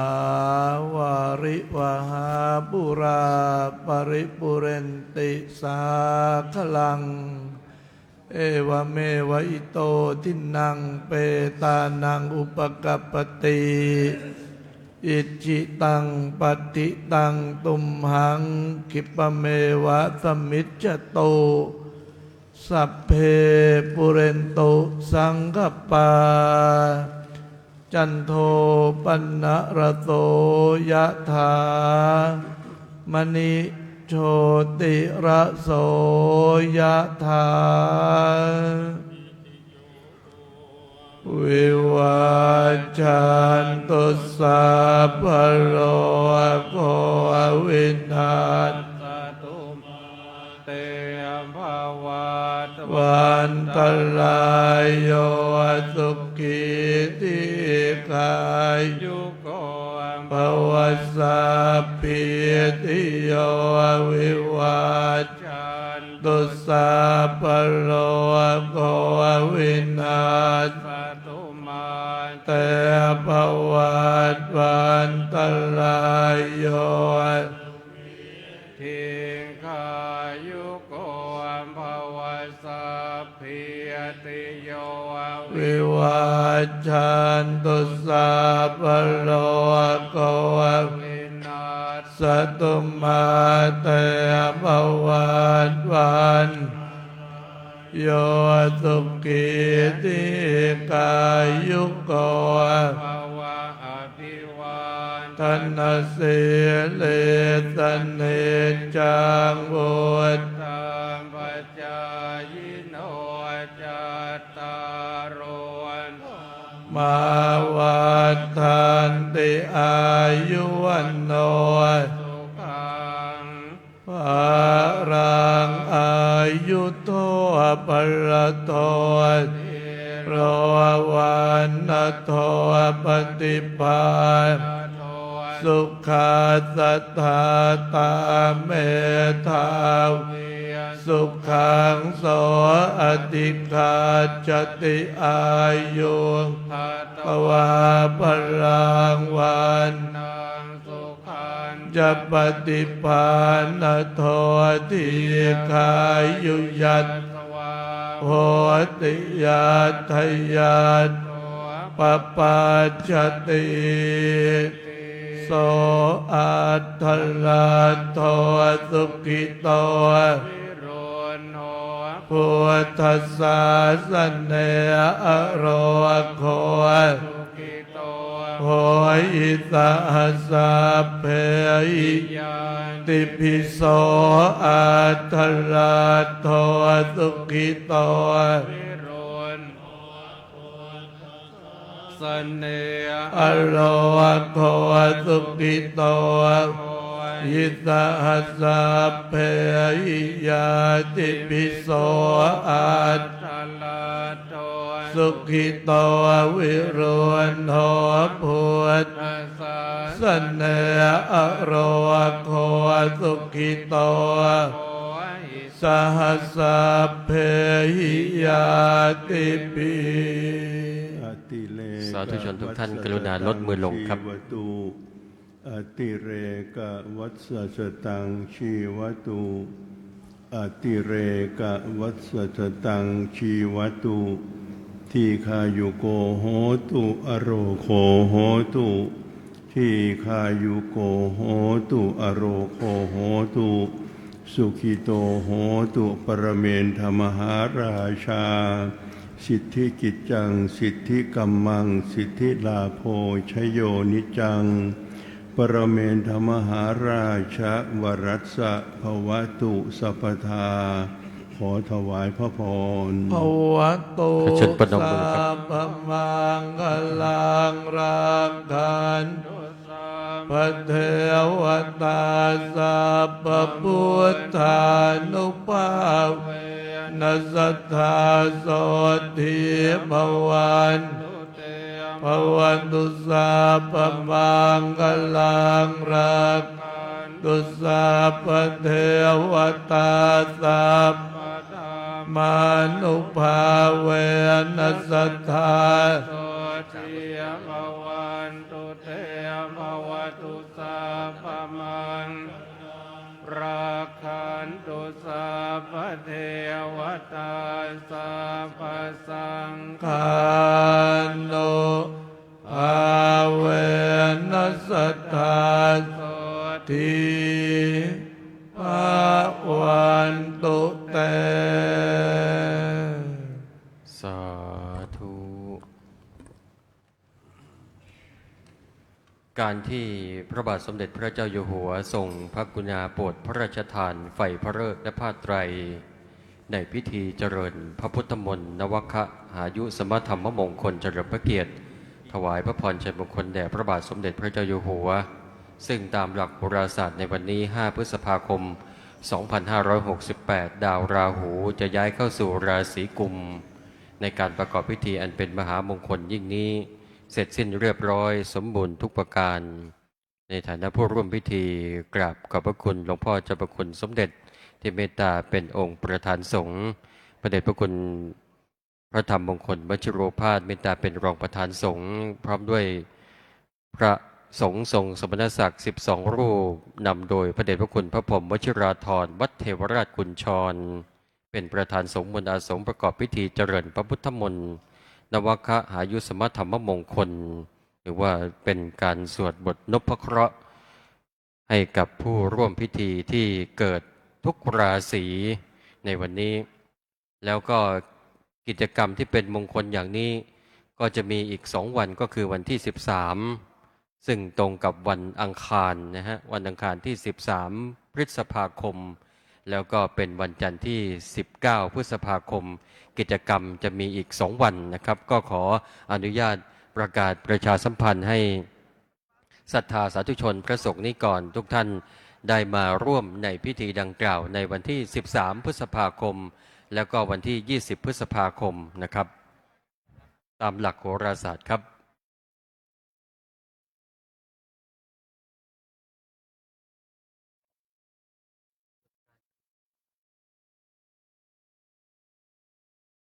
สาธุชนทุกท่านได้กรุณาลุกขึ้นยืนประนมมือถวายน้อมส่งหลวงพ่อเจ้าประคุณสมเด็จครับวันนี้ถือว่าเป็นมงคลอย่างยิ่งครับ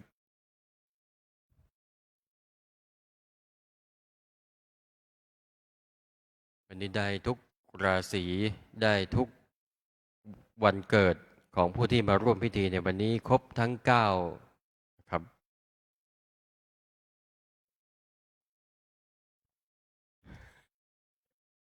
แล้วก็หลังจากที่หลวงพ่อเจ้าประคุณสมเด็จแล้วก็คณะสงฆ์ได้เดินทางกลับสาธุชนทุกท่านที่ลงจากอุโบสถนะครับก็อย่าลืมนะครับวันนี้เด่นซาลาเปาขนมจีบซาลาเปานะครับนำมามอบให้กับทุกท่าน